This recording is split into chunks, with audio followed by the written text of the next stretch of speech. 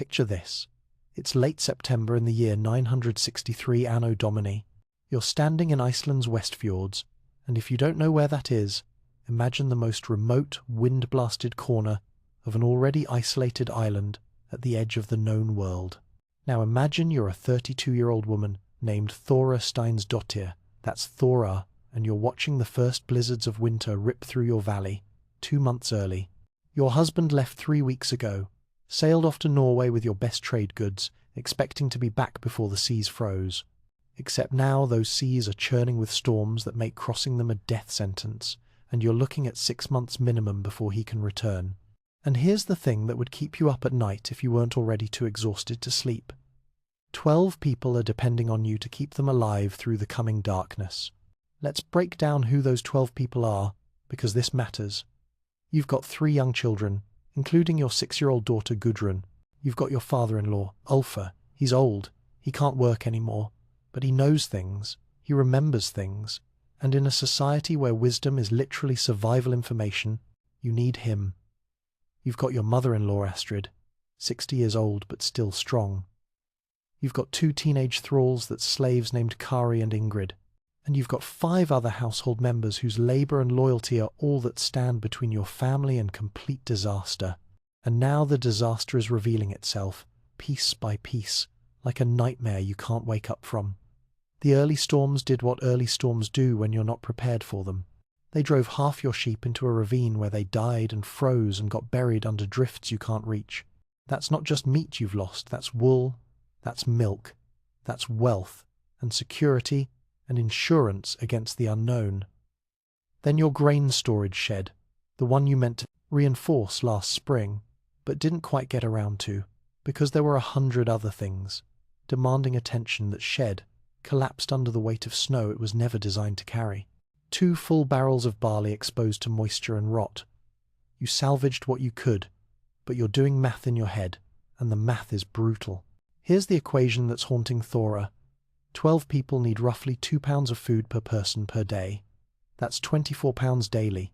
Over 6 months of winter, let's say 180 days to be conservative, you need over 4,000 pounds of food.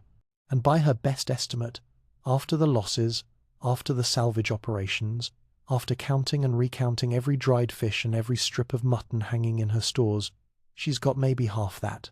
Maybe. And winter has barely begun. So, Thora does what you do when you're facing catastrophe. She goes to take inventory. She descends into the underground storage pits carved into the hillside behind her longhouse. These pits are fascinating from a technology standpoint. The Norse had figured out that Earth itself is the best refrigerator you can have. Dig deep enough, line it with stones, and you get stable cold temperatures year-round without the impossible labour of gathering and storing ice.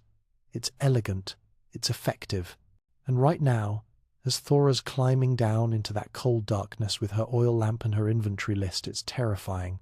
She checks the barrels of dried fish, counts the strips of mutton hanging from hooks, examines root vegetables buried in sand. Everything is accounted for, or rather, everything she expects to find is either there or catastrophically not there. And then she reaches the back of the deepest pit, where she'd buried several barrels months ago and basically forgotten about them. Now, this is where the story gets interesting. Those forgotten barrels contained garbage, essentially, summer fishing refuse, shark meat that nobody. You wanted to eat fresh, because, and this is important, Greenland shark meat is actually toxic when it's fresh. The shark's body chemistry produces compounds that will make you sick if you eat it raw. Then you've got bony fish unsuitable for normal drying, scraps and offcuts she'd planned to render down for animal feed. She'd buried all this following some half-remembered instructions from her grandmother about an old preservation technique from the Norwegian coast, but she'd basically written it off, assumed it had rotted into useless mush. She opens the first barrel and gets hit with a smell that makes her recoil sharp, overwhelming ammonia, the kind of smell that makes your eyes water. But here's what's remarkable. Beneath that aggressive scent, the fish looks preserved, firm, not slimy. None of the green rot that normally claims old fish. She cuts a small piece and examines it in her lamplight. The texture has changed, it's chewy now. The colour has darkened. She brings it to her nose and inhales carefully. Sharp? Absolutely. Pungent? You bet. But it's not the sweet, sick smell of decay. This is something else. Transformation, rather than destruction. And standing there in that cold underground chamber, Thorsteinsdottir understands that she's holding either her family's salvation or the means of poisoning them all. Think about that choice for a moment. You're a woman in medieval Iceland. Your husband is gone. You're responsible for 12 lives. You have half the food you need and 6 months of darkness ahead. And you're looking at something that smells like ammonia and decay but might be the answer to your prayers. Do you take the risk? Do you trust half-remembered wisdom from a grandmother you barely knew? Do you feed this to your children? The Iceland that Thora's trying to survive in, we need to understand what this place was. It had been a Norse settlement for barely a century. Her husband's grandfather had been part of the first wave of Norwegian emigrants running away from King Harald Fairhair's consolidation of power. These were people who chose harsh freedom over comfortable submission. They found an island of fire and ice, literal fire and ice, with volcanoes smouldering under glaciers and geothermal springs bubbling up through frozen ground. The land offered grass for animals, fish-rich seas, and most importantly, independence from Norwegian politics. But the price was isolation and hardship on a scale that's hard for us to imagine. Every household in Iceland functioned as its own small kingdom. You might have neighbours, but they were hours of difficult travel away over rough terrain. You were fundamentally alone in the struggle for survival. There was no king to redistribute food in hard times, no central authority to bail you out, no social safety net whatsoever. The annual gamble was simple and stark. Store enough food to last from October through March, or die. Failure meant starvation, abandonment of your homestead, or the shame of throwing yourself on the mercy of neighbours who had their own mouths to feed. Success meant survival, pride, and the chance to gamble again next year. Thora climbed back out of that storage pit with a piece of transformed fish wrapped carefully in cloth and her mind racing. She returned to her longhouse, the smoky, warm interior, where 12 faces turned toward her expectantly, and she made a decision that would have rippled through her entire society if she'd known it at the time. She called a household meeting. Now, here's a detail that matters. Thora was educated, which was unusual for women in Viking society. Her father had been a herseer, a kind of local chieftain, and he'd taught her to read runes, to calculate accounts, to make decisions under pressure. She'd never faced a crisis like this without her husband present, though. In the Viking world, women held the keys to household stores and managed domestic matters, but men made decisions about crisis response. By acting so decisively in Bjorn's absence, she was violating convention, but she was also fulfilling what she saw as the highest duty of a Norse housewife, keeping her people alive. She explained the situation plainly. Their stores were insufficient. Winter would be long and brutal. She discovered something that might save them, but it was strange, unfamiliar, and potentially dangerous. She needed their trust and courage to experiment. Old Ulfa protested immediately, called it unnatural, potentially offensive to the Landvatir, the land spirits. Young Kari the thrall looked absolutely terrified. But then Astrid the mother-in-law stepped forward and examined the sample. Her weathered face creased in thought, and then she nodded slowly. She remembered this, from her own childhood in coastal Norway, a preservation technique her people had used for generations before migrating to Iceland. If the fish smelled sharp but not sweet, if it felt firm but not slimy, it was likely safe. The old ways, she said, were often the best ways. That evening, Thorsteinsdottir began the most dangerous experiment of her life. She would test the preserved fish on herself first, and then wait to see if sickness followed. So Thora survived. Day 1, Day 2, Day 3, no illness. And by the 3rd day, she invited Astrid and old Ulfr to join her in tasting the fermented fish. Now, let me tell you about that first bite, because the people who've tried authentic hakal, that's what this fermented shark eventually becomes, they describe it as one of the most challenging food experiences you can have. The ammonia taste hits your palate like an assault. It's aggressive, almost hostile.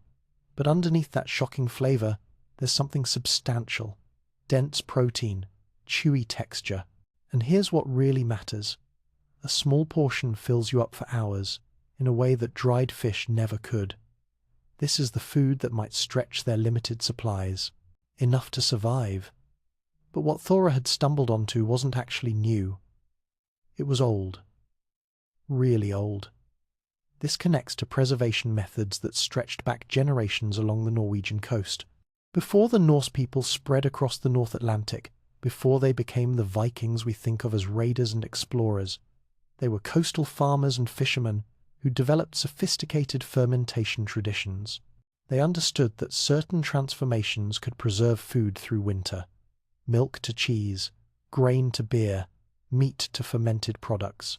These weren't just cooking techniques. They were survival technologies that required careful attention, specific conditions, and accumulated knowledge passed from mother to daughter across generations. The specific alchemy of what was happening in those buried barrels is actually fascinating when you break it down. When Thora buried shark and fish in sand-covered pits, she created what we'd call anaerobic conditions, environments without oxygen. In those conditions, certain bacteria thrive, while the dangerous spoilage organisms die off. The toxic urea in Greenland shark meat, the stuff that makes it poisonous when fresh, that breaks down through fermentation into ammonia and other compounds. That's where the overwhelming smell comes from. But here's the clever part. That same ammonia acts as a preservative, preventing further decay, and Iceland's stable underground temperatures hovering just above freezing year-round, those slow the fermentation to a crawl. This gives time for the proper chemical transformations without the rapid spoilage that would happen in warmer climates. It's almost like Iceland's geography was designed for this preservation method. The cold, the stable earth temperatures, the availability of shark and fish, it all comes together. What Thora had rediscovered was hakal, the fermented shark meat that would become Iceland's most distinctive traditional food. Her grandmother had. I've known this technique. Her grandmother's grandmother had known it, stretching back through generations of coastal Norwegian families. But in the chaos of migration, in the desperate scramble of establishing farms and building shelters in a new land, much of this accumulated wisdom had been set aside or forgotten. Thora's accidental burial of those barrels months earlier, following barely remembered childhood instructions, had given time and chemistry enough space to work their transformation. Now she faced a different challenge, systematizing the process. She needed to understand not just that it worked, but why it worked and how to replicate it reliably. So she experimented.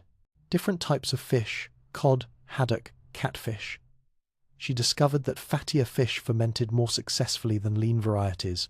She tested different burial depths and found that approximately 3 feet below the surface provided optimal temperature stability. She varied the duration of fermentation, learned that Greenland shark required at least 4 months, while other fish needed only 6 to 8 weeks. This is science, by the way. This is the scientific method happening in medieval Iceland. Hypothesis, experimentation, observation, refinement. Thora Steinsdottir was conducting systematic research that would have made any modern food scientist proud. But getting her household to accept these provisions, that was its own kind of battle. 6-year-old Gudrun refused the fish for nearly 2 weeks. Think about what that means for a mother. Your child is surviving on dwindling supplies of dried mutton and barley porridge. Winter is deepening. Food is running out, and your daughter won't eat the one thing you have in abundance because it smells and tastes aggressive. Children need adequate nutrition to survive winter. They can't afford to be picky, and you can't afford waste. Thora started incorporating tiny amounts of fermented fish into porridge, disguising the taste with herbs and rendered fat. Gradually, so gradually, Gudrun's palate adapted. Within a month, the child was eating the fermented provisions without complaint. She'd acquired the taste through necessity and repetition, the way humans have always adapted to the foods available in their environment. The teenage thralls, Kari and Ingrid, proved easier to convince. They'd come from backgrounds where survival often meant eating whatever was available. No room for squeamishness when you're at the bottom of the social hierarchy. Old Ulfr, though he maintained his suspicion the longest, he viewed the transformed fish as potentially cursed, spiritually dangerous. And you have to understand where he's coming from. In Norse understanding, transformation occupied this liminal space between natural and supernatural. Brewing beer involved invisible forces turning grain and water into intoxicating drink that seemed like magic, even though it was reproducible. Fermentation was similar, matter changing state through invisible agency, death and rot somehow transforming into preservation and nourishment. It violated common sense. Food buried in earth should rot and become toxic. Instead, under specific conditions, it became safe and sustaining. This paradox suggested divine involvement or, at minimum, secrets of nature that ordinary people barely understood. Thora addressed Ulfr's concerns not through argument but through patient education. She invited him to observe the preparation process, explaining each step as her grandmother had explained it to her. She made offerings to the Landvater before each new batch, honoring both Christian and older Norse traditions. She reminded him that Vikings had always been practical people. The gods helped those who helped themselves, and refusing good food in a hard winter was the true insult to divine providence. Eventually, he came around. Astrid helped, interpreting the preserved food as evidence of God's providence from a Christian perspective, while Ulfr saw it as cooperation with earth spirits from the older belief system. Both interpretations led to the same conclusion. The food was legitimate, spiritually acceptable, and to be used gratefully. As November darkness deepened into December's absolute night, Thora refined her operation into something systematic and almost industrial. She organized hunting expeditions to the coast, where winter storms drove fish into shallow waters. Every successful catch was immediately processed, some dried in the traditional manner, others buried in fermentation pits according to her developing techniques. She created detailed records using notched tally sticks, tracking which batches had been buried when, which types of fish produced the best results, which burial locations maintained optimal temperatures. The work was exhausting and genuinely dangerous. Coastal journeys in winter risked frostbite, drowning, death from sudden weather changes. But the alternative, waiting passively for starvation, was unacceptable. Thora drove herself and her household with fierce determination, leading expeditions personally rather than sending others into danger alone. Her hands became raw from handling cold fish and frozen sand. Her shoulders ached from hauling barrels, but those underground pits gradually filled with fermenting provisions that would, if her calculations proved correct, carry them through to spring. By the winter solstice, the darkest point of the year, word of Thora's success had spread to neighbouring homesteads. And here's something remarkable about Viking Iceland. Farms might be separated by hours of difficult travel, but news still moved with surprising speed. Shepherds encountering each other on winter pastures shared information. Families gathering for midwinter religious observations exchanged news. Travelling merchants carried tales along with their goods. And the tale people were telling was about Thorsteinsdottir, whose household ate well while others rationed shrinking stores. The first delegation arrived on a bitter January morning. 3 men from a struggling farm, 2 valleys distant. Their leader was a farmer named Einar, and he was seeking the knowledge that might save his family. 18 people were depending on him, and he'd watched 2 children sicken from malnutrition. He knew his stores wouldn't last through February. Thora stood at her door and faced a decision that would define not just her household's future, but the future of food preservation across Iceland. Should she share what she'd learned, or keep it to herself? Einar came offering everything he could spare. A fine silver armouring real wealth, that, 2 sheep he could barely afford to lose, future obligations of labour and support. His desperation was written in every line of his hollow-cheeked face, in the tremor of his weathered hands.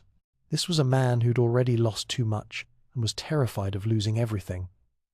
Thora invited the 3 men into her longhouse and served them a meal that included generous portions of fermented fish. They ate hungrily, despite the aggressive flavour. Their bodies recognized nourishment even as their palates recoiled. And as they ate, Thora did something that reveals just how sophisticated her thinking was. She calculated probabilities. Option 1. Refuse to share. She maintains competitive advantage. Her household's superior food security increases their relative power and prestige. But she also creates enemies. Desperate men might attempt to steal her preserved stores. Resentful neighbours might harm her family. In a landscape where cooperation often meant survival, making enemies was dangerous. Option 2. share freely. She creates allies, builds a reputation for generosity, but she eliminates her unique advantage and potentially encourages dependence. If everyone knows the technique, what makes her household special? She chose a middle path that shows real political acuity.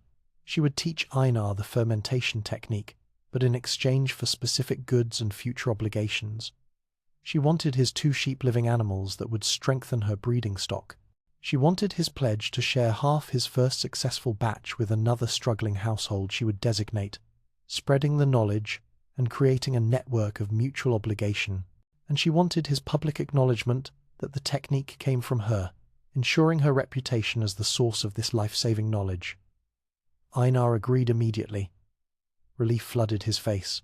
Thora spent the afternoon teaching him in detail the proper burial depth, the importance of sand covering, the time frames for different fish types, the signs that distinguished successful fermentation from dangerous spoilage. She sent him home with samples so he could learn the correct taste and smell, establishing a reference point for his own batches. She also warned him clearly, improper fermentation could produce genuinely toxic food. The knowledge was a gift, but the execution was his burden and his risk. Word of Thora's willingness to share spread as rapidly as news of her initial success.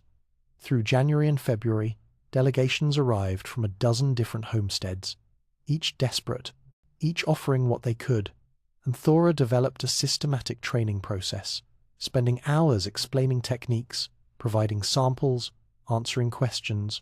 She was creating something unprecedented, a network of allied households bound by mutual obligation and shared knowledge, with herself at the center of an informal but very real power structure.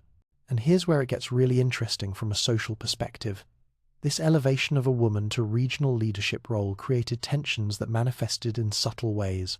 Some male farmers resented receiving instruction from Thora.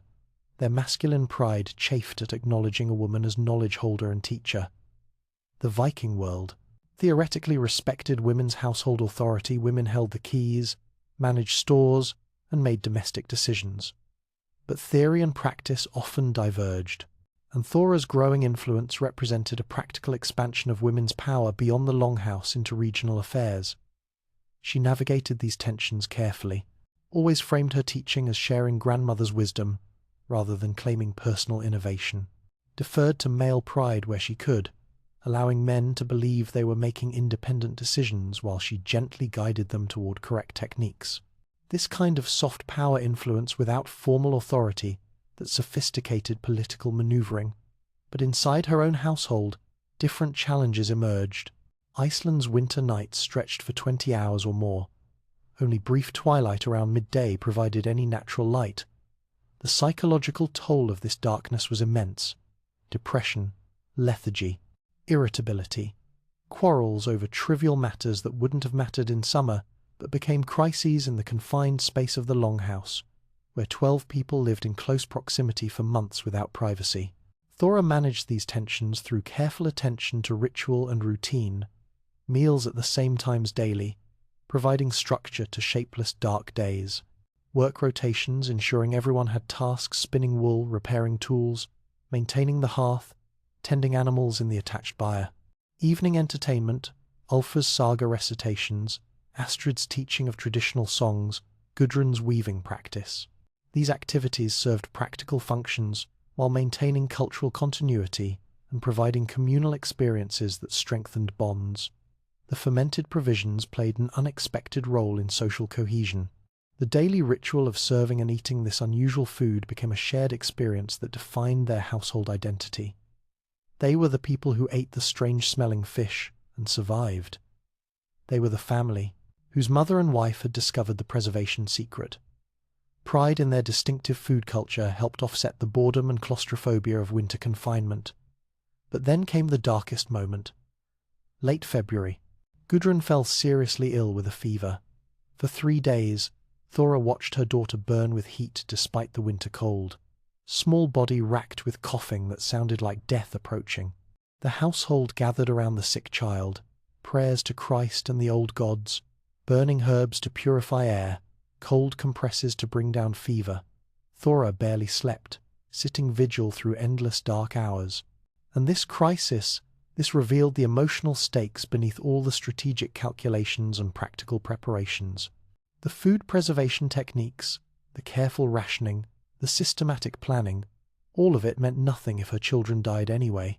Thora had spent months focused on feeding bodies, but winter threatened souls as well. The isolation, the darkness, the constant cold, the fear that whispered in quiet moments, these enemies couldn't be defeated with fermented fish and clever burial techniques. Gudrun survived. On the fourth day, her fever broke. She opened her eyes with clarity for the first time since the illness struck. Thora wept with relief while Astrid offered prayers of thanksgiving. The household celebrated with a special meal, bringing out preserved delicacies they'd been hoarding for emergency. The experience reminded everyone that survival required more than food. It required hope, community, love, and a measure of luck that no amount of preparation could guarantee. In early March, when the first signs of spring began appearing, longer days, occasional warmth, a ship appeared in the fjord. Bjorn had returned. 4 months after his departure, his ship laden with Norwegian trade goods. He'd been trapped in Bergen through winter, unable to sail until storms abated. He'd left expecting to be gone perhaps 6 weeks. He returned after 4 months, preparing himself mentally for tragedy, for finding his household reduced by starvation, or his wife forced to abandon their homestead. Instead, he discovered something he couldn't have imagined. His children were healthy and well-fed. His wife had become a regional authority figure, respected and consulted by neighboring farms. His storage pits were still half full of provisions, and the entire household smelled distinctly of ammonia and fermented fish. Thora met him at the shore, and in that moment you can imagine the complex emotions: relief at his safe return, pride in what she'd accomplished, maybe a little anxiety about how he'd react to finding that his wife had not merely survived his absence but had flourished, discovering resources and capabilities neither of them had known she possessed. The power dynamics of their marriage had shifted subtly but permanently. She'd proven she could lead in crisis, that she could innovate under pressure, that she could build political networks and train others in survival techniques. Bjorn's reaction: the saga traditions don't preserve the details, but we can infer from what came after that he was wise enough to recognize and honor what his wife had achieved. Because what happened next transformed Thora's story from household survival tale into cultural turning point. Bjorn's return marked the beginning of something larger than either of them could have anticipated. He brought trade goods that alleviated immediate food shortages that was important. But more importantly, he brought news, reports from Norway, stories from other Icelandic settlements he'd heard during his winter in Bergen. And the news was grim. Food insecurity had devastated communities across Iceland that winter. Entire homesteads abandoned, families reduced by starvation or forced to split up, sending members away to beg for support elsewhere. The winter of 963 through 964 would be remembered as one of the hardest in early Icelandic settlement history. Against this backdrop of regional catastrophe, Thora's success stood out like a beacon. Within 2 years, her fermentation technique had spread throughout Iceland's inhabited regions. Women travelled specifically to her homestead to learn the methods directly from the source. And here's what's remarkable. Thora became one of the first recorded female knowledge keepers whose name and techniques were preserved in family oral traditions and, eventually, written sagas. In a culture that primarily celebrated male warriors and explorers, her name survived because she'd solved a fundamental survival problem. The technique she'd systematized became fundamental to Icelandic food culture. It enabled survival in one of Europe's harshest environments, but it didn't stay static. As the methods spread across the island, they evolved and diversified. Different regions adapted the basic technique to their available resources and specific environmental conditions. Coastal settlements focused on fish and shark fermentation, developing the distinctive hakal that would become Iceland's most famous traditional food. Inland farms experimented with fermenting sheep meat and other proteins. Some families added regional variations, different herbs, alternative burial methods, variations in fermentation duration that produced subtly different flavors and textures. This diversification created a rich fermented food tradition that became central to Icelandic identity. And here's where it gets interesting culturally. The acquisition of taste for these strong, pungent foods became a marker of cultural membership. True Icelanders ate hakal without flinching, while outsiders recoiled in disgust.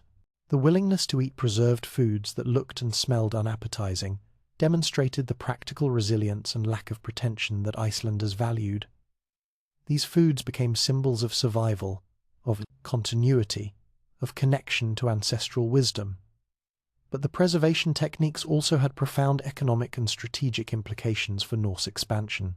Ships provisioned with fermented fish could travel farther and stay at sea longer than vessels dependent on dried foods alone.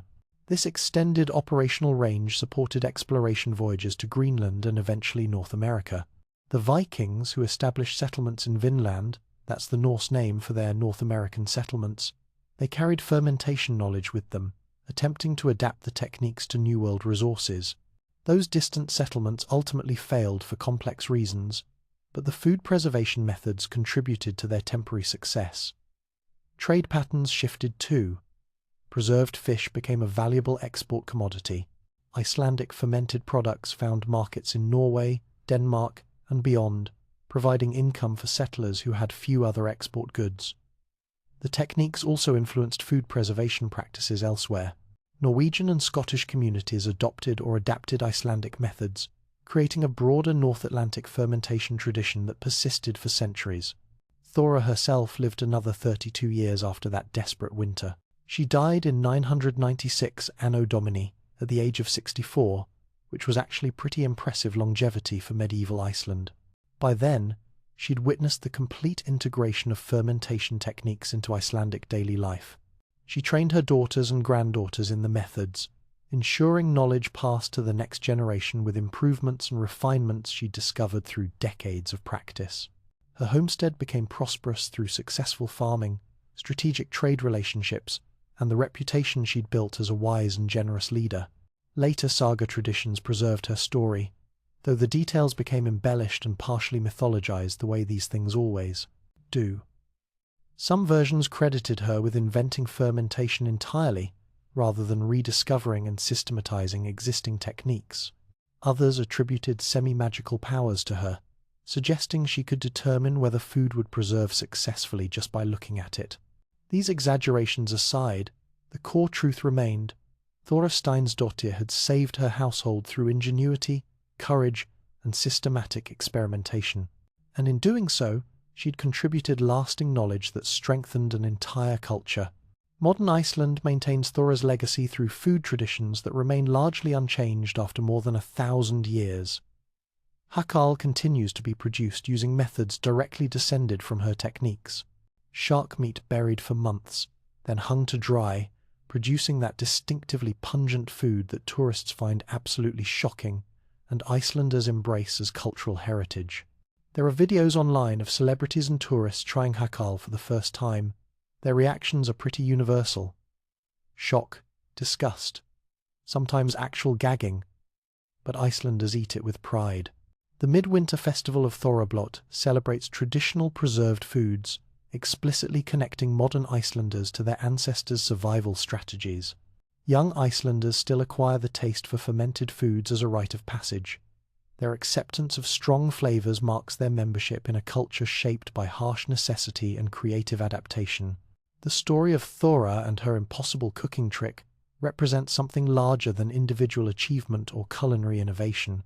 It illustrates how cultures survive in marginal environments through the accumulated wisdom of ordinary people responding to extraordinary challenges. The Vikings who settled Iceland weren't uniformly heroic warriors or legendary explorers.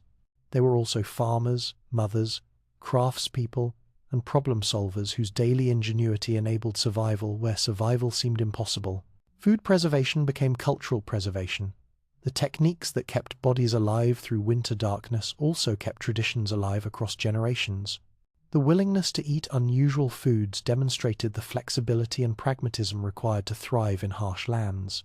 And the knowledge sharing that spread Thora's methods throughout Iceland created social bonds that strengthened the entire settlement project. When modern Icelanders eat hakal at Thorrablot celebrations, they're not merely consuming traditional food. They're practicing an act of cultural memory, connecting themselves to ancestors like Thora, who faced darkness and cold and hunger, and refused to surrender. Every barrel of fermented fish represents a small victory against hostile nature, a testament to human ingenuity, and a reminder that survival sometimes requires trusting in transformations that seem impossible until you taste the results and discover they're nourishing after all. Thora Steinsdottir saved her household during one desperate winter, but her legacy fed Iceland for 1,000 years and continues feeding it, still sustaining not just bodies but identity, pride, and the knowledge that even impossible situations yield to patient wisdom and courageous experimentation. Think about that the next time you hear someone talk about traditional foods or cultural heritage. Behind every preserved recipe, every traditional technique, every food that seems strange to outsiders but beloved by locals, there's probably a story like Thora's. Someone who faced crisis, who experimented with solutions that seemed impossible, who had the courage to try something that might kill them because the alternative was certain death. Someone whose name we might not remember, but whose legacy we taste in every bite of food that connects us to our ancestors. That's the real magic of fermentation. Not the chemical transformation of fish into preserved food, though that's remarkable enough. The real magic is how it transforms individuals into communities, how it turns survival techniques into cultural identity, how it connects us across centuries to people we'll never meet, but whose wisdom we inherit and honor every time we choose to preserve rather than discard, to trust in transformation rather than fear it, to share knowledge rather than hoard it. Thora understood something fundamental. In the hardest times, what saves us isn't just individual cleverness or personal strength. It's the accumulated wisdom of our ancestors, the willingness to experiment and adapt, and most importantly, the generosity to share what we've learned so others can survive too. That's the lesson that fed Iceland for 1,000 years, and it's a lesson that remains nourishing still.